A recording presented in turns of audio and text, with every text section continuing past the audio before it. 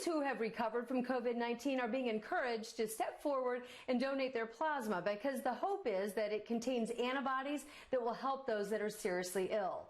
Now, we are getting an idea of how this whole plasma donation is playing out for the patients. At IU Health, 43 patients have received the treatment. 10 so far have been discharged.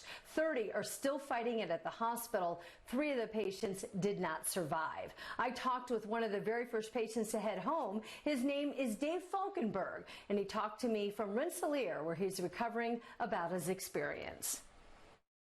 I remember the doctor coming in telling me my condition was getting worse, and they wanted to try a plasma treatment, experimental plasma treatment trial on me. Dave FALKENBURG doesn't quite remember all of his 3 weeks in the ICU at Methodist Hospital fighting COVID-19, but he does remember improvement after receiving plasma through an IV that was donated from a patient who survived the virus.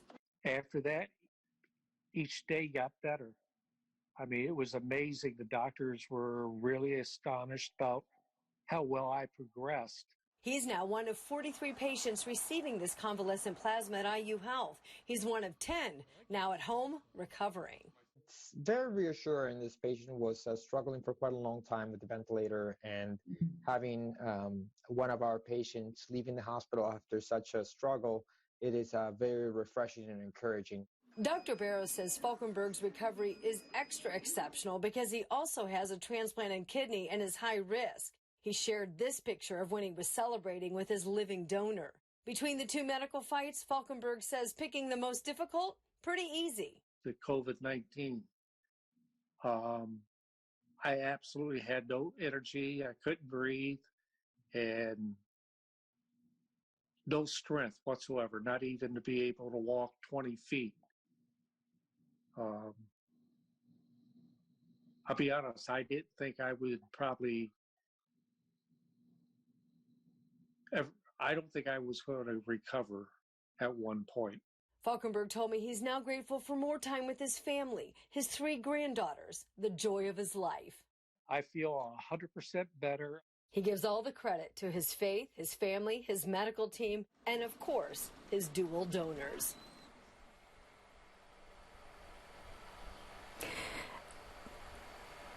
Dr. Barrows says more studies are needed to determine if, in fact, the plasma is a panacea. But he's told me the good news is it appears it doesn't have any negative side effects so far. And so for the right patients, this plasma treatment will continue. And because of that, more plasma donations are definitely needed. Now, you might remember BRYAN Mills. He's the head of Community Health Network. He contracted the coronavirus back in March. He quarantined at home and just told me this week that he now is officially cleared to go donate his plasma tomorrow. I hope I pass whatever. I hope I have something good that's in my plasma. I believe I do. Secondarily, it really doesn't.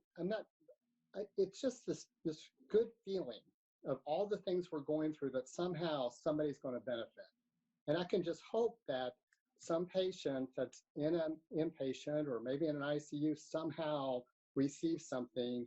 And maybe it was mine, maybe it wasn't, but somehow that there's good that happened. Now, donors like Mills may donate plasma multiple times, and he told me he plans to do just that after making his very first plasma donation. He plans to do that tomorrow afternoon in Fisher, so we hope that goes well. Well, we want to let you know that the plasma donations, when you come forward and do that, they're made at the blood center, and it's a very similar process for donors. The little difference is the machines that you are hooked up to, they're different. One is extracting plasma, the other is collecting blood. Now, the Versity workers told me they would sure like to be a whole lot busier with donations on both sides of the room right now, but unfortunately donations are down dramatically. The need, they say, is dire.